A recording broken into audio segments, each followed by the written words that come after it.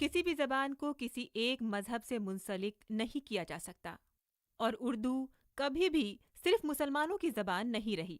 इस ज़बान ने कई गैर मुस्लिम शोरा और अदीब पैदा किए, जिन पर उर्दू अदब को हमेशा फ़ख्र रहेगा। रघुपति सहाय, फराग गोरखपुरी उन मुमताज़ शोराओं में से हैं जिनको ज्ञानपीठ अवार्ड मिला। चंद्रशेखर, मुंशी प्रेमचंद, राजेंद्र सिंह बेदी, इन नामों से भला कौन वाकिफ नहीं है, जिन्होंने उर्दू अदब की काफ़ी खिदमत की। उर्दू अदब के साथ साथ मजहबी और रूहानी धाराओं का एक ही सरचश्मा है, जिसकी मिसाल कश्मीर है।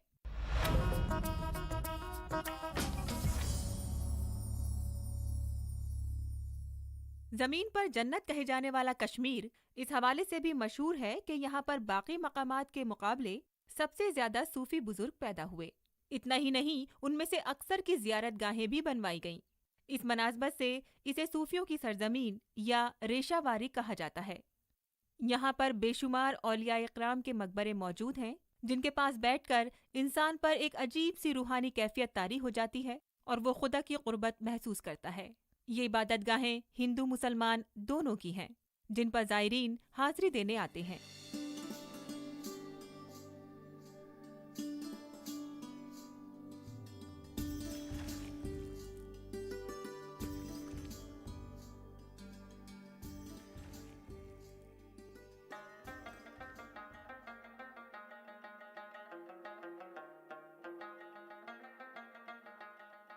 कश्मीर इस हवाले से मशहूर है कि यहाँ बाकी मकामात के मुकाबले सबसे ज्यादा सूफी बुजुर्ग पैदा हुए।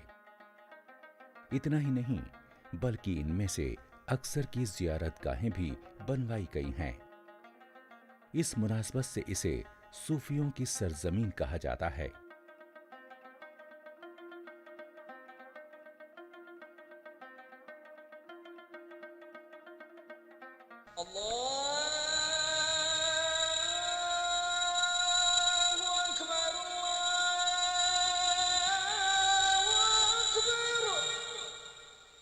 कश्मीर को बेशुमार खानकाहों और इबादतगाहों की सूरत में मजहबी दौलत अता हुई है।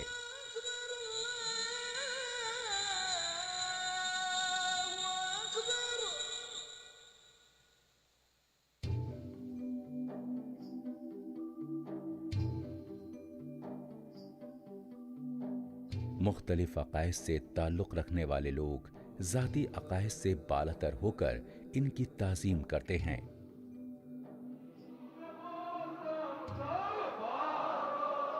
यहाँ बेशुमार औलियाए कराम के मकबरे हैं, जिनके पास बैठकर इंसान पर अजीब रूहानी कैफियत तारी हो जाती है और वो खुदा की कुर्बत महसूस करता है।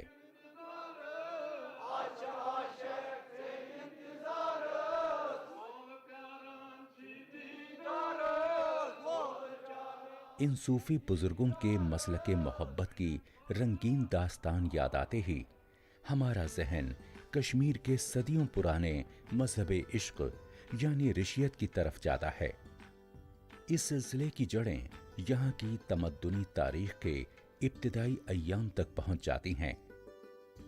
कश्मीर की ज़ियारत गाहें इसी वजह से हमारी मुश्तरका मीरास है।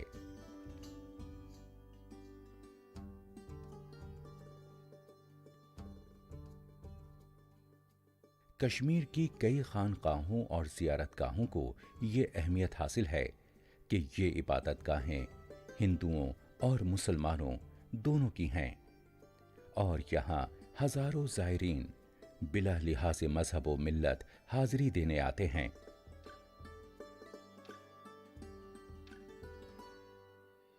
इनमें से कई मशहूर आलम हैं, जिनमें अमलदार कश्मीर शेख नूरुद्दीन नूरानी रहमतुल्लाह अलैह, हजरत शेख सैयद अब्दुल कादिर जिलानी रहमतुल्लाह अलैह, हजरत मखदूम साहब रहमतुल्लाह अलैह और हजरत मीर सैयद अली हमदानी रहमतुल्लाह अलैह शामिल हैं।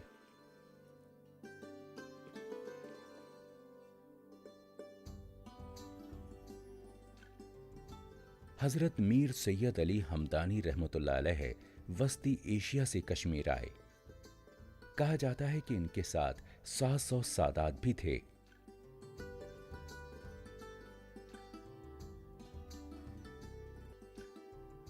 हजरत सैयद अली हमदानी एक ईरानी सूफी बुजुर्ग थे जिनका ताल्लुक़ सिलसिला करवी से था। आप एक आला पाए के आलिम थे और आपने कश्मीर में इस्लाम की तबलीग के हवाले से काफी काम भी किया है।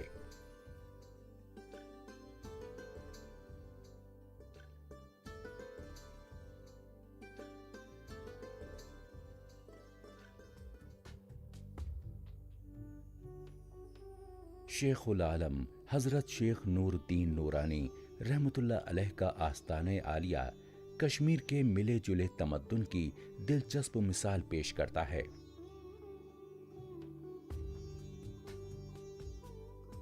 यहाँ न सिर्फ मुसलमान बल्कि कश्मीरी पंडित भी हाजत रवाई के लिए हाजिरी देते हैं।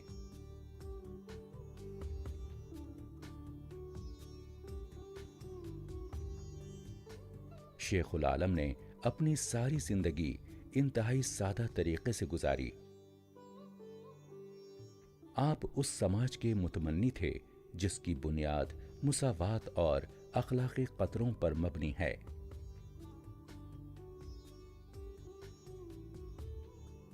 इन्होंने शायरी के जरिए भी समाजी इस्लाह की कोशिश की और ये नूरनामा किताब की शक्ल में आज भी दस्तयाब है।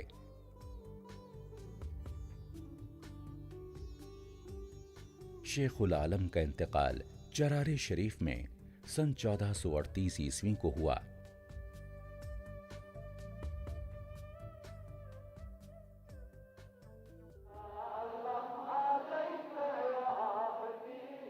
हजरत मखदूम साहब रहमतुल्लाह अलैह का मकबरा हरी पर्वत के जुनूबी हिस्से में वाक़े है। यहाँ भी मुसलमानों के अलावा दीगर मज़ाहिब से ताल्लुक़ रखने वाले लोग हाज़िरी के लिए आते हैं। सुल्तानुल आरिफीन हजरत शेख हमजा मखदूम रहमतुल्लाह अलैह अल मारूफ मखदूम साहब ने अपनी जिंदगी न सिर्फ इबादत में गुजारी बल्कि समाजी इस्लाह के लिए भी काफी मेहनत की।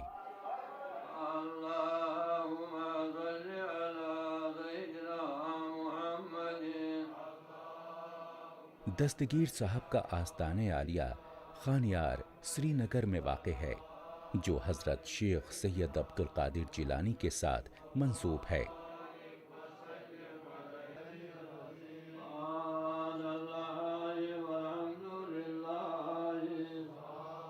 यहाँ पर भी मुसलमानों के अलावा दीगर मज़ाहिब से ताल्लुक़ रखने वाले हाज़िरी देने के लिए आते हैं।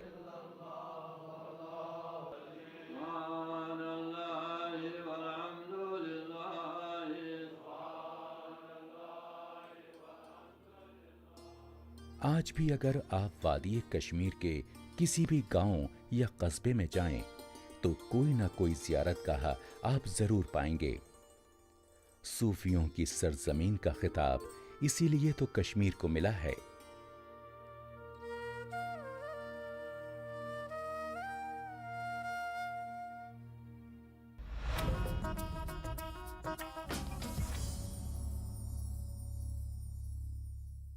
सर सैयद अहमद खान ने 1875 में मॉम्पटन एंग्लो ओरिएंटल कॉलेज की बुनियाद रखी।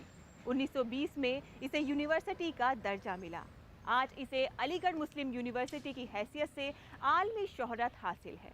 सर सैयद अहमद खान ने कॉलेज की बुनियाद रखते हुए कहा था कि मैं हिंदुस्तानियों की ऐसी तालीम चाहता हूँ कि इसके ज़रिए उनको उनके हुकूक हासिल होने की कुदरत हो जाए। तालीम को फ़रोग़ देने में सर सैयद अहमद खान का रोल सुनहरी हरफों में लिखने के काबिल है। इनकी शख्सियत के कई पहलू हैं। आइए देखते हैं इस हमा पहलू अजीम शख्सियत का एक मुख्तसर सा खाका।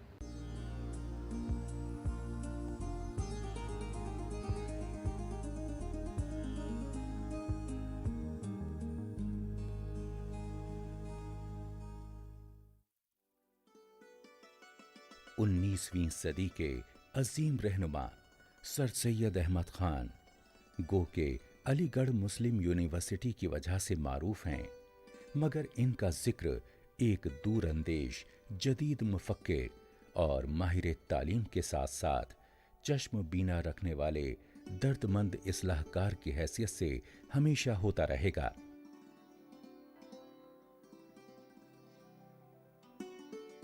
सर सैयद के खिदमात मुसलमानों में जदीद तालीम को आम करके उनके फिक्र व अमल में तब्दीली लाने के सिलसिले में काबिल तहसीन रही हैं। मुल्क व कौम की तरक्की व तालीमी आसूदगी उनकी अव्वलीन तरजीह रही। उर्दू अदब हो या उर्दू अदब की तसानीफ़ हो, उन तसानीफ़ का एक ख़ास अंदाज़ था जिसमें तसन्नुफ़ था, तकल्लुफ़ था, बल्कि यूँ कही कि आउर्द था। तो ये जो सहाफ़त की ज़ुबान थी या तसनीफ़ व तहक़ीक़ की ज़ुबान थी, जो तसन्नुफ़ आमेज़ थी, तो उस तसन्नुफ़ से, तकल्लुफ़ से निकालने का जो काम सर सैयद ने किया है, मैं समझता हूँ कि उसकी कोई मिसाल पूरी उर्दू तारीख़ में नहीं मिलती है। सर सैयद ने उस वक्त जदीद तालीम को फ़रोग़ देने का बीड़ा उठाया जब पूरे भारत में तालीमी पसमानगी थी और मुसलमानों में ख़ास तौर से अंग्रेज़ी तालीम हासिल करने के ख़िलाफ़ मानदाना जज्बात थे। अपने ज़माने में इन्होंने अंग्रेज़ी ज़बान के अलावा वक्त की जदीद तालीम के फैलाव के लिए साइंटिफिक सोसाइटी की बुनियाद डाली, जिसमें अंग्रेज़ी और उर्दू ज़बान में तालीमी मामलात के जराइद और मक़ालात छपते थे। बाद में मुसलमानों की इस्लाह अहवाल के लिए तहज़ीबुल इख़लाक़ सोशल रिफॉर्म्स जरीदे शाये किए। सन 1875 में अलीगढ़ ही में एक मुस्लिम स्कूल खोला जो बाद में मोहम्मडन एंग्लो ओरिएंटल कॉलेज बना। इसी के बतन से अलीगढ़ मुस्लिम यूनिवर्सिटी का वजूद अमल में आया। सर सैयद अहमद खान एक गैर मामूली कलमकार थे, जिनके कलम से 23 साल की उम्र ही से कई मशहूर किताबों की तसनीफ हुई।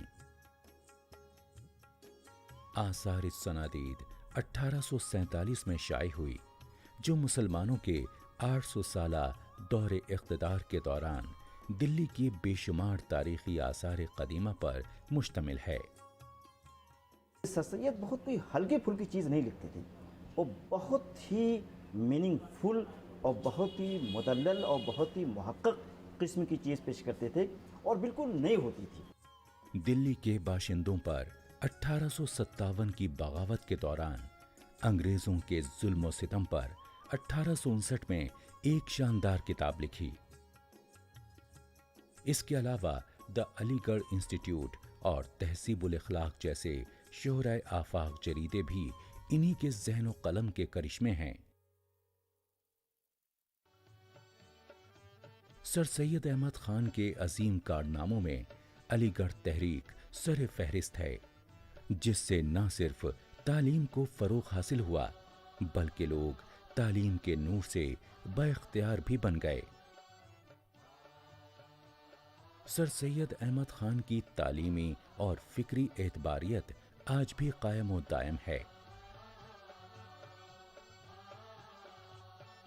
अलीगढ़ मुस्लिम यूनिवर्सिटी के अतराफ़ व अकनाफ इस बात का मुंह बोलता सबूत है कि सर सैयद का मिशन एक कामयाबी की नई मंजिलों से हमकिनार हो रहा है।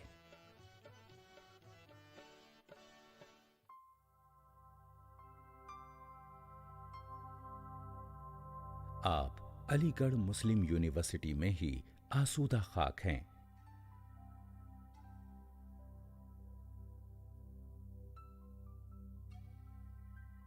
मुस्लिम यूनिवर्सिटी अलीगढ़ में सर सैयद का ये यादगारी म्यूजियम हमारे इस अजीम सपूत को हमेशा के लिए जिंदा व जावेद बनाने का आईनातार है।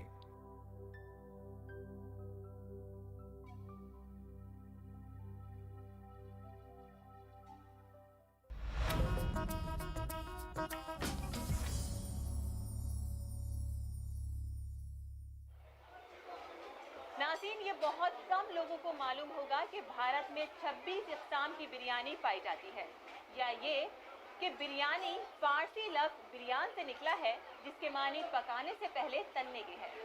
इसे नवाबों और निज़ामों की डिश गर्दाना जाता था। ख्याल किया जाता है कि बिरयानी को भारत में लाने वाले तैमूर थे, लेकिन इसकी मुख्तलिफ किस्मों को और लोगों से भी मंसूब किया जाता है। बिरयानी की एक किस्म मुगलों के जरिए ईरान से भारत आई और इनके दौरे हुकूमत में बिरयानी ने हैदराबाद, लखनऊ वगैरह शहरों में अपनी जड़ पकड़ ली।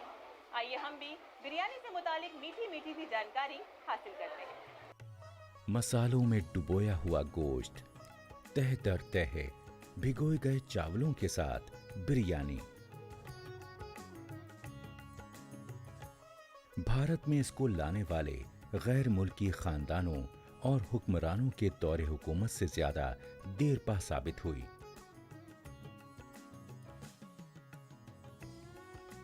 बड़ी बड़ी देगचों में मसाला मिला गोश्त और कम उबले चावल बिछाकर दम पर रख दिए जाते हैं।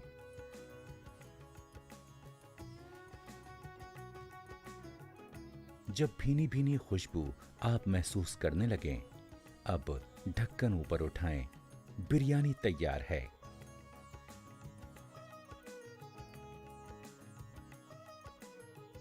बिरयानी बनाने और खाने के लिए दिल्ली में मुख्तलिफ रेस्तरां और जगहें मारूफ हैं।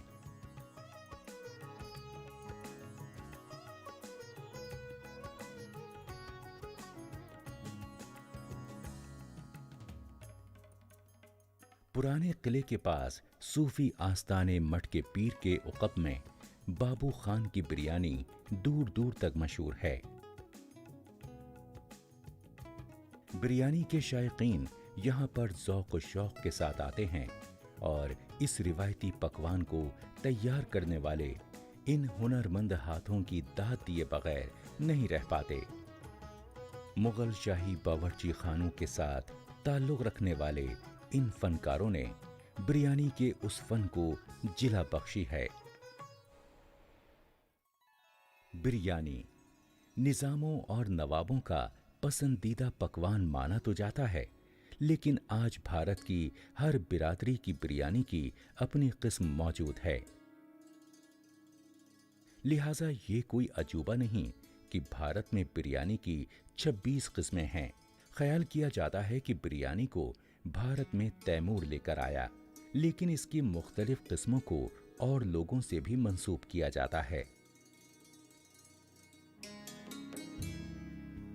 बिरयानी की एक किस्म मुगलों के जरिए ईरान से भारत आई। इनके दौरे हुकूमत में बिरयानी ने लखनऊ, हैदराबाद वगैरह शहरों में जड़ पकड़ ली।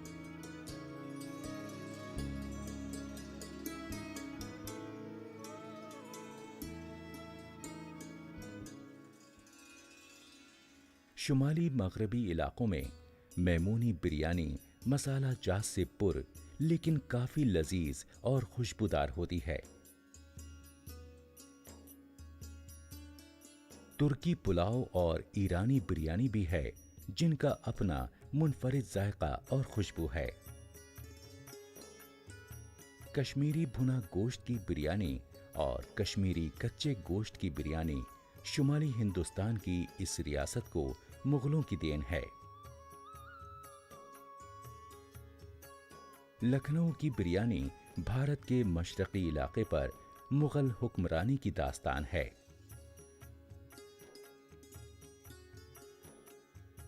लिहाजा ये कोई अजूबा नहीं कि भारत में बिरयानी की 30 किस्में हैं, क्योंकि सिर्फ हैदराबादी बिरयानी की कई इक़साम हैं।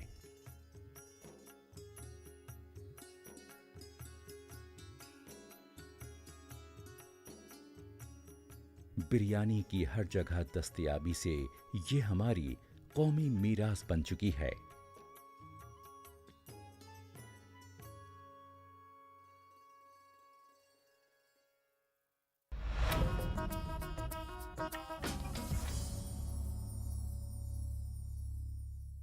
ख्वाहिशों हसरतों से भरी चूड़ियाँ तेरी, लाल पीली हरी चूड़ियाँ इतनी खूबसूरत अब और कहाँ हैं, शाहजहां के महल सी तेरी चूड़ियाँ। भारत की उरूसी अशियाँ, चूड़ियाँ, कंगन, कड़े वगैरह काफ़ी मिकदार में अवामी मसरूफ़ के लिए तैयार की जाने लगी हैं। भारत में तैयार की जाने वाली चूड़ियों को बाजारों में काफी ऊंचे दामों में बेचा जाता है, क्योंकि ये खरीदार खवातीन का दिल मोह लेती हैं। वो दाम की जगह चूड़ियों की दीदा ज़ेबी पर फरिफ्ता हो जाती हैं।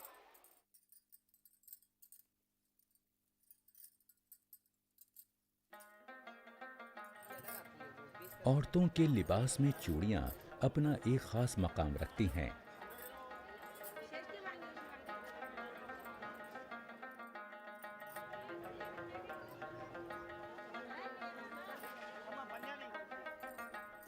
चाहे मौका कोई भी हो, पहनावे के साथ चूड़ियों का हमरंग होना एक निस्वानी ख्वाहिश और रीत है जो बर्रे सगीर में खास तौर से एक मुद्दत से चली आ रही है। सुहागनों के लिए ही नहीं, बल्कि शादी ब्याह के मौकों पर खवातीन के लिए मखसूस चूड़ियों का होना खुशी के मौके का हुस्न दोबाला कर देता है।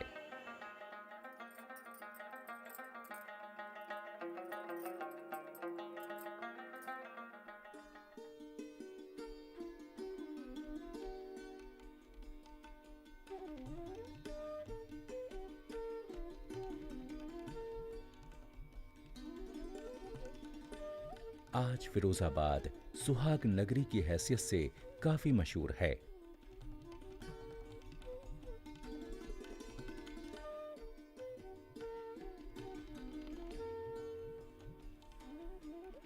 यहाँ सुहागनों या ब्याही औरतों की जरूरत का हर सामान मिलता है, जैसे चूड़ियां, कड़े, कंगन वगैरह।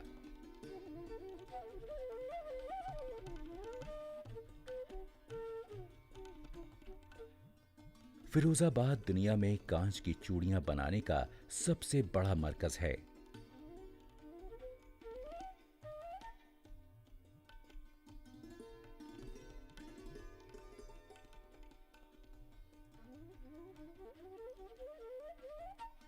यहाँ का सदर बाजार चूड़ियों की दुकानों के लिए बेहद मशहूर है।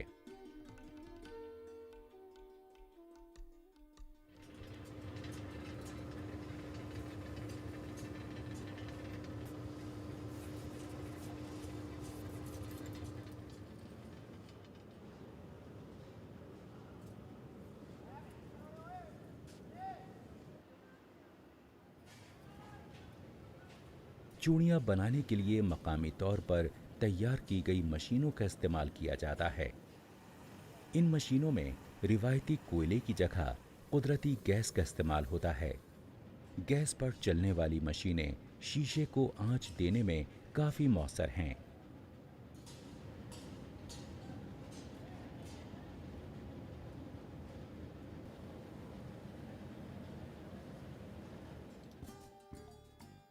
आमतौर पर लाख और कांच की चूड़ियों की सबसे ज्यादा मांग है।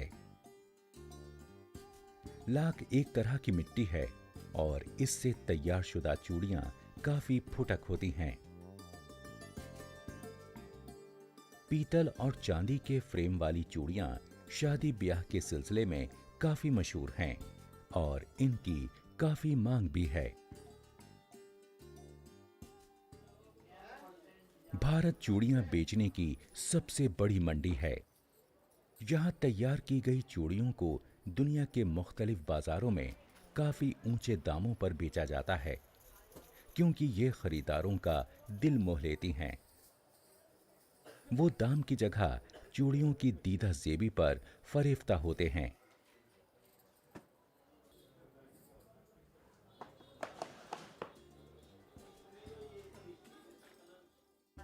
फिरोजाबाद में तकरीबन कई सौ दुकानों में सिर्फ चूड़ियां ही बेची जाती हैं।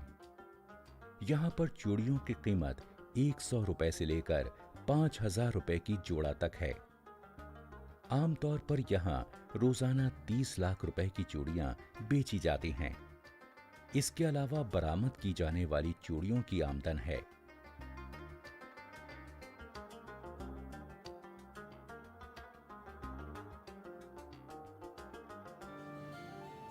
यहाँ पर तकरीबन मुतअद्दिद वर्कशॉप हैं, जहाँ हजारों कारीगर काम करते हैं।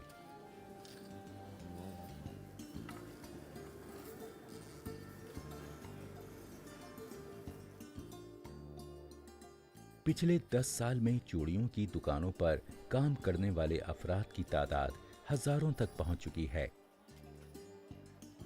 ये मार्केट इतना फायदा बख्श है कि पेशे वाराना असनाद हासिल करने वाले लोग भी इस घरेलू कारोबार में शामिल हो रहे हैं।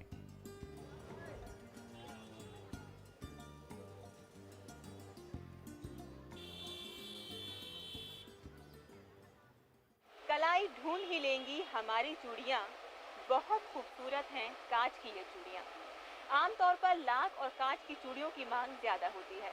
आज के इस प्रोग्राम में चूड़ियों की खनक बस इतनी ही। भारत की सकाफती और तहजीबी मिरास का ये सफर अगले शुमारे में भी जारी रहेगा। तब तक के लिए खुदा हाफिज।